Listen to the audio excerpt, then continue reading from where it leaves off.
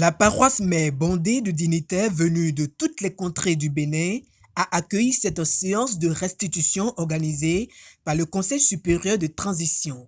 Aux côtés de l'un du Sacré Collège Révérend Bennett Adéogun, Bertin Bada, coordonnateur du CST, est monté au créneau. L'enjeu, prouver que la machine des réformes avance et vite. Sept tests fondamentaux de l'Église du christianisme céleste ont été passés au peigne fin, de la Constitution au fonctionnement du synode, en passant par le règlement intérieur, le conseil d'administration sans oublier le conclave, le conseil pastoral pour... Nous sommes venus à Porto-Novo, siège diocésain de Porto-Novo et siège mondial de l'Église du christianisme céleste, pour présenter le travail du CST, pour dire au peuple de Dieu qu'à 7 reprises, le CST a tenu des sessions. Ces sessions ont fait l'objet de comptes rendus au Sacré Collège. Et le fruit de notre travail, c'est quand même les documents, les tests fondamentaux qui ont été produits. Le fruit de notre travail, c'est la mise en place d'une méthodologie qui devra nous conduire inéluctablement à l'unité de la gouvernance de l'Église du christianisme céleste. Mais au-delà de la restitution, le CST devait surtout rassurer. Entre les polémiques sur les réseaux sociaux et les décisions contradictoires venues d'Imeko au Nigeria, le doute planait chez certains dignitaires. Bertin Bada a profité de cette séance pour réaffirmer la légitimité institutionnelle du Conseil, balayant d'un revers de main les contestations. Le CST s'occupe de la gouvernance de l'Église pendant cette période de transition. Il faut clarifier ça d'abord pour que ça soit clair.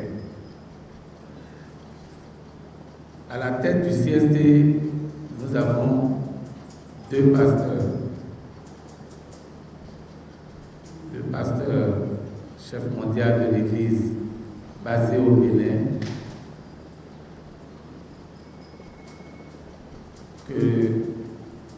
qui ce matin nous a fait l'honneur d'être présent. Et nous avons le pasteur EMF Oshofa, chef mondial de l'Église basé à Imeko. Après ces 2 pasteurs, il y a les 13 autres membres du CST. Sur les 13 membres, en réalité, 12 ont siégé au CST. Il y a un qui était absent le 26 avril au Palais des Congrès et qui ne s'est jamais présenté. Des 12 membres, depuis le 1er août, il y a 3 membres qui n'ont pas travaillé avec nous au CST, au départ pour raison de santé et pour d'autres sans raison, puisque n'ayant pas décliné la raison de leur absence. J'insiste là-dessus, ils n'ont pas travaillé dans le CST depuis le 1er août. Mais au sein du CST, continuait de siéger jusqu'à, en tout cas, hier soir, les délégués de Imeko, devancier Tchabi, devancier Amoussou, les délégués représentant le siège mondial du Bénin, les délégués venus de Côte d'Ivoire. Vous avez ici la présence du très respecté devancier général suprême évangéliste Sarah Soro, qui a fait le déplacement pour la circonstance. Nous avons le délégué venu du Togo, Papa Midoji. Donc, nous avons le CST qui fonctionne avec un effectif pluriel. J'ai dit qu'il faut clarifier le rôle du CST. Le CST ne gère pas les diocèses. Beaucoup de devanciers nous ont dit, depuis que vous avez été installés, il y a des problèmes chez nous. Sur telle paroisse, dans chaque région, vous avez appris, vous n'avez rien dit. On vous a téléphoné, pas de réaction. faut que je vous dise, pendant une période de transition, nous avons été chargés d'organiser la gouvernance de l'Église. Mais vous l'aurez constaté, il n'y a pas de CST sans Sacré Collège. Mais sous la supervision du Sacré Collège. Donc c'est pour ça qu'il a été dit aussi que nous ne nous occupons pas des diocèses. Ce n'est pas le CST qui s'occupe de ce qui se passe au Bénin, au Togo, au Cameroun, Guadeloupe, France, etc. Sinon, nous allons nous écarter de la mission qui est la nôtre. Et c'est quoi notre mission alors? Notre mission, c'est de penser à demain, de proposer aux responsables d'aujourd'hui un canevas, des tests sur lesquels l'Église peut être assise de façon durable. Et on fait le constat que nous n'avons pas été capables d'être unis pendant 40 ans. Si nous comptons sur chacun de nous, nous resterons désunis encore un siècle. Et on fait ce constat,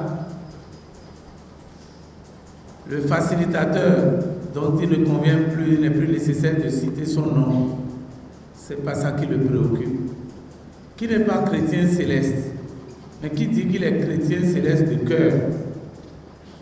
Parce que en tant que chrétien et responsable du pouvoir d'État, lorsqu'il y a la paix dans un pays, lui il est heureux. Et ce facilitateur a fait le même exercice avec d'autres obédiences religieuses avec un certain succès. Et s'est proposé au début de l'année 2025 de faire un geste envers les citoyens béninois au départ de l'Église du Christianisme Céleste, et ayant constaté que l'Église du Christianisme Céleste, nous sommes tous frères et sœurs dans le Seigneur Jésus. Il n'y a pas dans un temple un Béninois, un Ivoirien, un Nigérian, etc. Il y a les frères et sœurs en Christ. Donc, ce geste du facilitateur a été proposé au chef reconnu dans l'Église du Christianisme Céleste. C'est vrai que tous les chefs, y compris ceux qui n'ont pas été installés ou désignés et qui se sont autoproclamés, tous les chefs ne sont pas dans le Sacré Collège. Mais le CST reconnaît que tous sont utiles pour l'unité. Parce qu'on ne fait pas l'unité avec ses partenaires, on ne fait pas l'unité avec ses amis. On fait l'unité en appelant autour de la table les gens qui ne sont pas d'accord avec soi. C'est pour cela que ceux qui n'étaient pas d'accord et qui aujourd'hui s'étonnent qu'on appelle tel ou tel qui font la pagaille, souffraient que ce soit ainsi. Alors le facilitateur nous a donné la main et a mis en place le CST, et il n'a pas mis en place le CST de son propre chef. Avant le 26 avril, le facilitateur a fait plusieurs rencontres avec tous les chefs qui sont à la tête du CST et qui sont au Sacré Collège. Il a convenu avec les chefs de ce qu'il voulait faire et de la manière dont devraient être choisis les membres du CST. Alors donc je préfère vous dire ici que aucun membre du CST n'a fait une demande d'emploi au CST. Ils ont été proposés par les révérends Papa Adéogun et Papa Emmanuel Ochofa. Même ceux qui ne dépendaient pas de l'un ou l'autre des révérends ont reçu l'approbation des 2 révérends pour siéger au CST. Après, le CST a convenu d'un calendrier. Nous nous sommes proposés 1 an parce que nous nous sommes dit le peuple de Dieu est impatient et fatigué d'évoluer dans la désunion. Si nous voulons vraiment l'unité, nous devons être capables de réaliser ça en 1 an. En tout cas, c'est ce qui a été proposé par nos révérends et c'est ce qui a été retenu. Chemin faisant, le groupe qu'on appelle le CST a dit le travail qu'il y a sur la table, nous n'avons pas l'expertise ni la connaissance et nous n'avons pas tous forcément la lumière et l'éclairage divin pour arriver à faire ce travail. Et nous sommes retournés vers les révérends pour mettre en place 3 commissions de travail. Et ces commissions ont été aussi proposées, choisies pour travailler aux côtés du CST chaque fois que c'est nécessaire. Dans les principes du CST, il n'y a pas de vote. Si nous vous disons qu'il y a une décision prise par le CST, c'est plutôt qu'il y a une décision proposée par le CST. C'est que cette décision a été le fruit d'un travail approuvé à l'unanimité dans les principes. Si une seule personne n'est pas d'accord, il faut chercher à savoir pourquoi et aller au consensus. C'est ce que la charte du CST a demandé. C'est pour cela que nul n'est responsable à cette table de ce qui a été fait. C'est à l'unanimité. Même ceux qui ont démissionné du CST, c'est à l'unanimité. Vous avez même entendu un des démissionnaires qui a lu le communiqué de certaines décisions.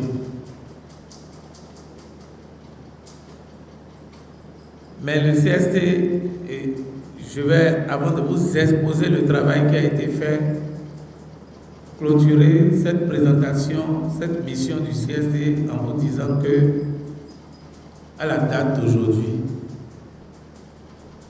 le travail que vous nous avez demandé, parce qu'à travers le révérend, c'est les enfants de l'Église du Christianisme céleste qui ont demandé à leurs révérends respectifs d'aller à l'unité. Le travail que vous avez demandé, pour nous, ce travail est presque terminé.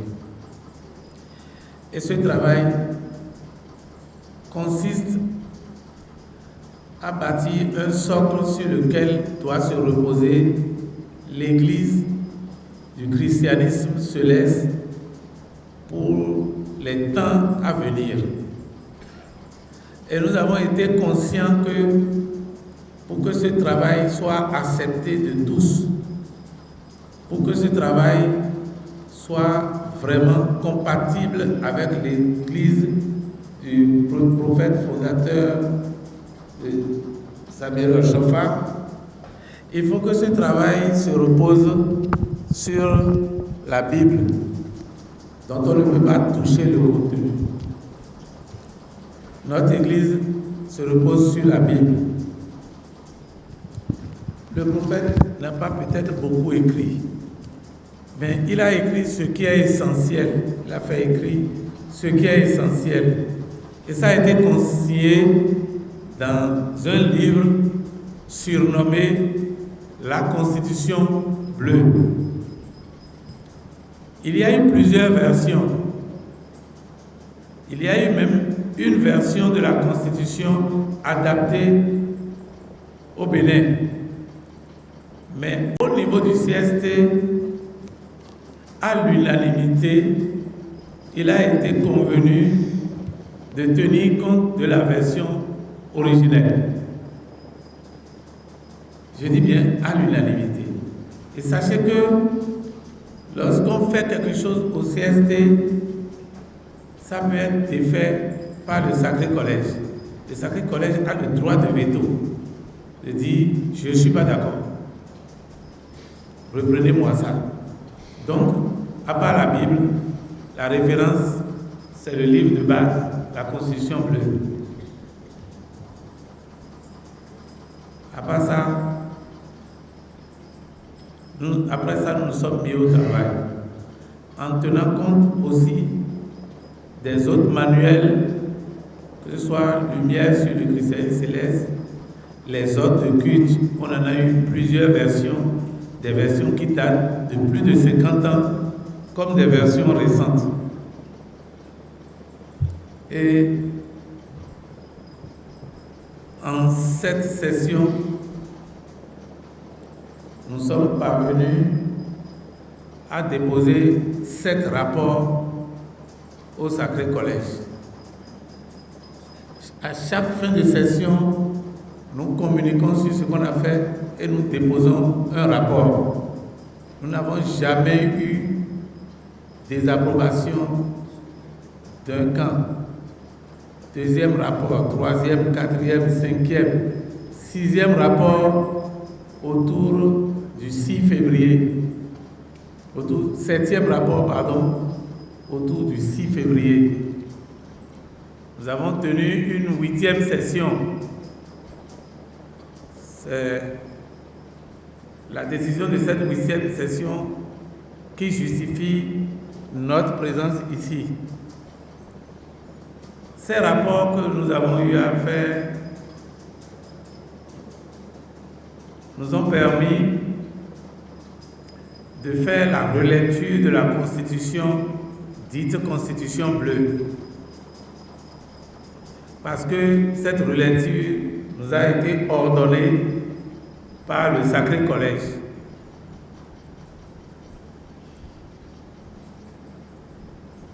Je ne vais pas m'éterniser dessus. Ceux qui sont les grands devanciers ici, les anciens, savent que le livre qui a été laissé n'est pas que Constitution. Dedans, il y a l'histoire de notre Église. Il y a l'histoire de la trajectoire du prophète fondateur. Il y a le texte constitutionnel en lui-même. Et il y a une partie du testament. Sans oublier qu'il y a des directives pour diocèse du Nigeria. Ceux qui sont les sachants, ceux qui sont les membres de la commission, à l'unanimité, ont travaillé et ont recommandé de sortir de la Constitution bleue ce qui relève de l'histoire de notre Église, de l'histoire de la trajectoire et de tout ce qui relève de, je vais dire, du testament. On va vous dire, et tout ce qui relève aussi des recommandations pour l'organisation des diocèses du Nigeria. Vous allez voir dans la Constitution bleue, par exemple, qu'il y a des photos, des noms. Dans aucune constitution, on ne met des noms. Parce qu'une constitution ne dépend pas, traverse le temps, n'est pas pliée. Les 6 personnalités qui sont autour du fondateur ici, qui constituent le trustee, il y a une seule des personnalités qui vit à la date d'aujourd'hui. Mais il y a un trustee dans lequel il y a plus d'une dizaine de personnes. Ça veut dire que chaque fois qu'on a nommé quelqu'un ou remplacé quelqu'un, on a violé le texte. Parce qu'une constitution, si on ne l'a pas modifiée, on ne peut pas changer une virgule. Donc si vous changez un nom, vous avez violé la constitution. C'est un petit exemple que je vous donne. Pour dire qu'il y a des éléments ici qui ne sont pas de la Constitution. C'est ça, la relecture a constitué à revoir ces éléments. Et à la fin, nous avons sorti 7 documents au total. 7 documents. Et avant les 7 documents, nous avons été autorisés à faire 4 tâches. Le style, les modèles de nos tenues. Oui, c'est aussi ça, les interprétations. Dès le début, depuis 50 ans, vous et moi, on a vu qu'il y a toujours eu bagarre sur la manière dont il faut coudre la soutane. Il ne devrait pas avoir cette idée depuis très longtemps. Mais il va falloir que l'on publie clairement les modèles, que ce soit validé diocèse sur le plan mondial et décliné dans les diocèses. Mais au niveau du CST maintenant, nous on dit, voilà les grades, voilà les tenues. Est-ce que votre sangle a droit à 1 ou 3 croix? Est-ce que ça a droit à frange? C'est dit dans le test du règlement intérieur. Mais je pense que les modèles peuvent être finalisés au niveau des diocèses, au niveau mondial et surveillés au niveau des diocèses. Voilà.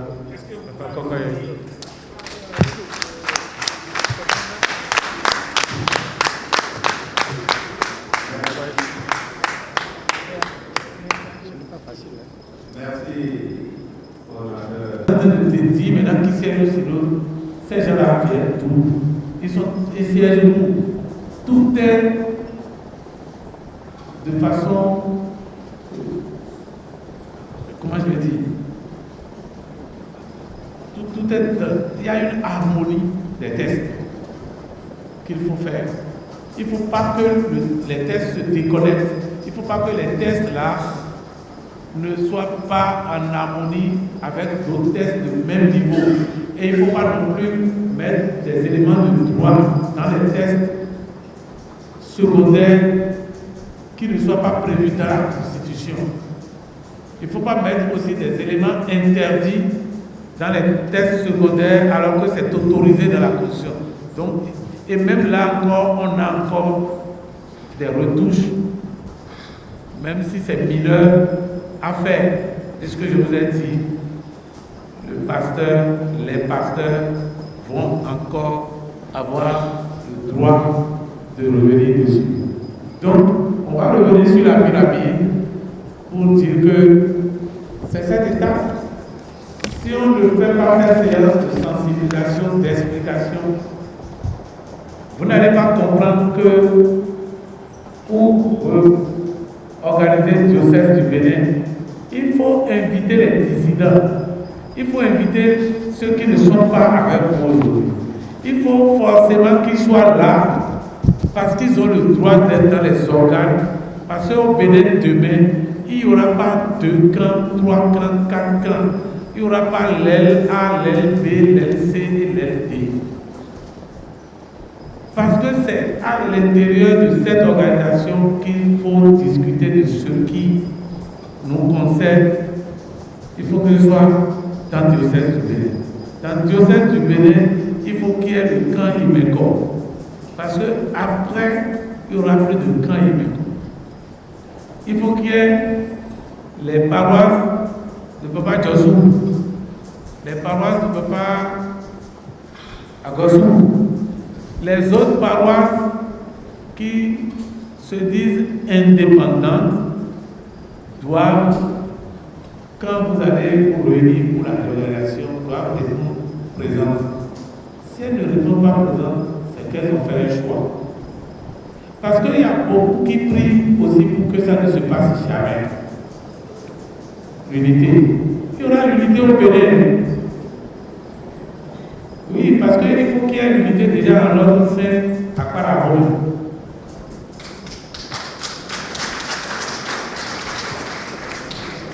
Sinon, ce n'est pas la peine d'aller faire unité avec les autres. C'est ici à Parabole d'abord qu'il faut faire unité. Il faut faire unité ici à Parabole. Ainsi, ça va être facile d'accepter aussi que nos frères qui sont de l'autre côté peuvent rester et s'asseoir à table et manger avec eux, et travailler avec eux, et vivre avec eux. Dans l'église du Christ céleste, nous sommes des frères et sœurs dans le Seigneur Jésus-Christ. Dans l'église du Christ céleste, le fondateur a dit que ses enfants, c'est tous les fidèles de l'église du Christ céleste. Et je profite pour vous dire que je ne sais pas pour répondre, j'assume complètement que il n'y a pas d'enfant biologique qui ait de droit plus que autre enfant dans l'église du Christ céleste.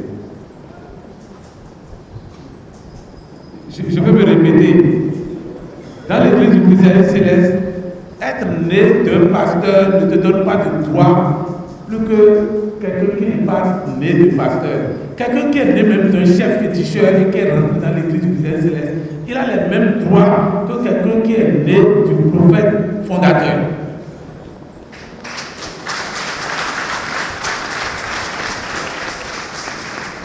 La deuxième chose que je voudrais qu'on note aussi, être enfant biologique du pasteur ne fait pas de toi celui qui comprend mieux l'Église. Ne fait pas de toi celui qui peut défendre mieux l'Église. Ce n'est pas parce que tu es né à côté d'une cuisine que tu es le meilleur cuisinier. Tu as beau être enfant biologique, tu peux passer à côté. Donc défendre ce que l'héritage de l'Église n'a rien à voir avec la biologie ou l'arbre généalogique. Nous devons avoir un profond respect pour le fondateur de cette Église.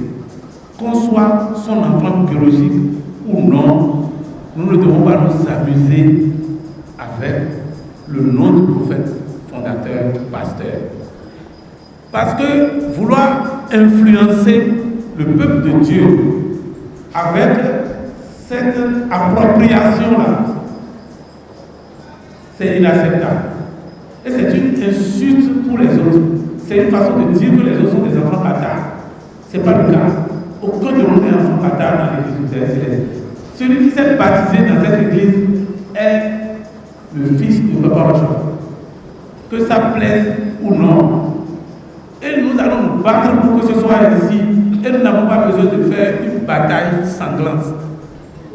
Nous allons faire une bataille de fraternité pour qu'on nous comprenne, pour que l'église soit réorganisée. Ceux qui sont dans le starting block, qui pensent que l'église c'est leur héritage, il faut leur dire que c'est le désordre qui leur profite.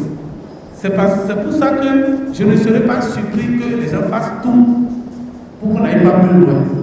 Mais je sais que Dieu va faire son œuvre pour qu'il y ait l'unité. 40 ans, c'est trop et c'est suffisant. Nous sommes dans la 41e année. L'enfant qui est né a déjà 41 ans. Un homme de 60 ans n'avait que 20 ans à cette époque-là quand Papa Rochefort est parti. Quelqu'un qui a 50 ans n'avait que 10 ans, il n'a pas vu l'unité. Et ça ne nous suffit pas. Nous voulons préserver nos acquis. Nous avons dit, si le verdict veut que nous soyons des routeurs, nous sommes déjà prêts. Le plus important, c'est l'unité. C'est l'unité et la partie jaune là. La partie jaune là. C'est ça la prochaine étape. Les gens ont compris que si les diocèses se réorganisent, ils ne pourront plus contrôler les organes mondiaux tout seuls. Parce que c'est les diocèses qui vont envoyer les représentants dans les organes mondiaux. Ce n'est pas une personne. Et c'est maintenant qu'on peut faire, parce qu'on n'a pas encore décrété qui est le pasteur mondial. C'est pour ça que c'est honnête de le faire maintenant. Mais si on ne le fait pas, et on proclame le pasteur mondial, c'est que vous avez confié l'Église à son secrétariat et à son cabinet. Si le pasteur mondial ne s'assoit pas sur les tests, c'est le cabinet qui va devenir les tests. Puisque nous avons dit que le pasteur peut être là à vie, même s'il a 100 ans, même s'il ne peut pas se lever, c'est lui qui est le pasteur mondial. Vous voulez qu'il gouverne l'Église administrativement comment? Si spirituellement, il peut gouverner l'Église, mais il y a la gouvernance administrative, c'est les tests. Et il y aura la gouvernance financière, c'est aussi les tests de la gouvernance financière. Et c'est de ça qu'il s'agit. Pourquoi je vous dis qu'on a fini pour notre travail? Je suis venu vous dire que la balle est dans le camp de votre nouveau venu. Ce n'est pas le CSC va superviser. Si vous voulez organiser l'église du Christ Céleste au Bénin, ça dépend du Saint-Siège de Porte-Nouveau. Ce n'est pas le CST qui viendra dire voilà qui vont être dans le conseil pastoral. Non, on se connaît au Bénin. Porte-Nouveau sait qui sont ceux qui sont représentatifs et qui font le travail. Et Porte-Nouveau sait que Porte-Nouveau doit associer nos frères qui sont de l'autre côté et ils sont prêts. Ils sont prêts. L'essentiel c'est que le jeu soit ouvert et qu'eux-mêmes s'y prêtent dans le respect de l'autorité. S'ils sont là, et l'arbitrage qui se fera par le CST tiendra compte de ça. Le point 5 qui est l'étape de validation, c'est une semaine. Pourquoi? Quand vous avez fait votre travail, quand Abidjan a fait, quand Togo a fait, quand Paris a fait, le Sacré-Collège signe. Vous signez, c'est ce que vous avez attaché ici que le Sacré-Collège va signer. Même si sur un ou deux points ils ne sont pas d'accord, le débat entre deux pasteurs ne peut pas être compliqué, surtout quand le facilitateur sera aussi là pour les aider. Donc nous considérons que l'étape 5 ne dépend pas des devanciers ici présents, ça dépend de nos deux pasteurs et du facilitateur, parce que c'est l'étape de la validation de la mise en place des organes diocésains. Et ça permet d'affirmer la nomination. Et si on fait ça, en même temps, en une deuxième semaine, ils vont envoyer la liste des représentants des diocèses au niveau du siège mondial. On sait par exemple que le Bénin doit nommer tel nombre, et ça dépend du poids de chaque pays. Parmi les 21, le Bénin a peut-être 3 ou 4 à nommer, Imenko a peut-être 7 personnes à nommer. On connaît ça. Et synode et conclave, étape 6, c'est une matinée. Ça veut dire que si on met les organes diocésains en place, on convoque le synode. Si vos organes sont en place, on convoque le synode. Chaque diocèse vient avec la délégation synodale diocésaine au synode spécial. Et ce synode spécial, c'est le synode qui marquera la fin du travail du CST et qui va approuver le chef mondial. Mais pour qu'on en arrive là, dans la sérénité, il faut que chaque pays ait l'autonomie pour faire le travail, pour proposer. Mais il faut que les tests soient adoptés. Parce que vous savez pourquoi? Nous n'avons pas la garantie aujourd'hui. Et ce n'est pas un procès que je veux faire au Sacré-Collège. Pour aller à l'unité, il faut qu'on ait la garantie que les mêmes causes ne produiront pas les mêmes effets. Pour aller à l'unité, il faut qu'on ait la garantie que si c'est notre papa qui est le numéro 1, il va respecter les tests. Et le lendemain de son installation, il ne va pas tout changer. Ce qui nous garantira ça, c'est l'adoption des tests tels que, parce qu'il y a des éléments que les deux camps, que tous les camps ont proposés. Parce que Abidjan est dedans. Ils ont proposé que le pasteur qui va être issu du CST, de ce processus, comme ce n'est pas un pasteur issu du conclave, il ne peut pas faire un synode de modification de la Constitution pendant 10 ans. Et il ne peut pas modifier les textes fondamentaux aussi pendant 10 ans. Ce n'est pas encore approuvé par les deux. Ils peuvent voir le facilitateur pour dire encore, au lieu de 10 ans, il faut que ce soit 7 ans. Mais l'idée qui est derrière ça, c'est que le lendemain de tout ça, qu'on ne le garde pas tout. Parce que si vous désirez un chef région ici, un chef diocèse ici, et on convoque synode de décembre, et on dit que c'est le synode qui a approuvé que le nouveau pasteur change tout. Les gens vont dire, c'est le synode qui a approuvé. On sait qu'on est capable de faire ça, on dit non. Les synodes qui arrivent là ne peuvent pas discuter de ces sujets. Ne peuvent pas non plus changer les organes qui ont été mis en place avant. Et ne peuvent pas changer leur. Par exemple, si on prend le Sacré Collège, l'un sera le numéro 1, l'autre sera le numéro 2. Le numéro 1 ne peut pas changer le numéro 2. Par exemple, elle ne peut pas modifier les tests sur le conclave, par exemple, et sur n'importe quel test. Ça peut paraître qu'on met le pasteur dans l'étau. Non, c'est la gouvernance administrative de l'Église, c'est important. Ne pas le faire. Mais comme c'est des propositions qui sont soumises à la sagacité du Sacré Collège, à l'examen spirituel de ceux qui entourent le Sacré Collège, de nos pasteurs, nous sommes convaincus que si amélioration doit y avoir, cette amélioration aura. Mais les choses ont été proposées. S'il y a des questions, on va revenir. Je vous ai donc présenté dans sa globalité la démarche vers l'unité et aussi la méthodologie qui permettra au CST de pouvoir rendre une copie finale de la mission qui est la sienne. Nous comptons sur votre compréhension, vos prières. Après 5 heures d'échanges intenses, les visages sont détendus. Le CST a réussi son opération séduction à la paroisse Mère Porto Nouveau, promettant une église plus structurée et unie pour la fin de cette période de transition. Les dignitaires sont repartis aguerris et très joyeux des travaux du CST.